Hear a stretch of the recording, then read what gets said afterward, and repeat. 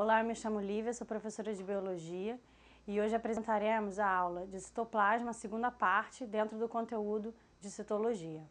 O que nós vamos aprender na aula de hoje? A organização geral do citoplasma, as características principais das organelas celulares e as funções dessas organelas celulares. Continuando com as organelas celulares, nós vamos falar sobre os lisossomos. O que seriam eles? São estruturas que apresentam enzimas digestivas que são capazes de digerir uma grande quantidade de compostos orgânicos que entram nessa célula. Então, ela realiza o quê? A digestão intracelular.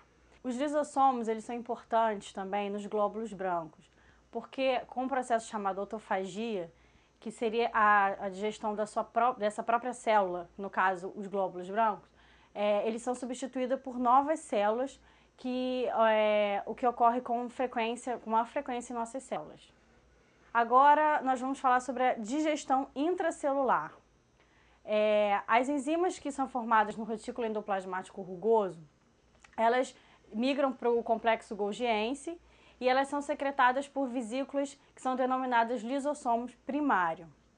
Nós possuímos também o lisossomo secundário ou vacúolo digestivo, que seria o lisossomo primário, que funde-se a um fagossomo ou um pinossomo, se tratando de uma substância líquida, formando assim esse lisossomo secundário. Diante desse processo, o que for útil, ele vai ser encaminhado para o citoplasma, enquanto que o que ficar dentro dessa célula ficará dentro do vacúolo e será chamado de vacúolo residual, e ele é eliminado, esse vacúolo vai ser eliminado pelo processo chamado plasmocitose ou exocitose.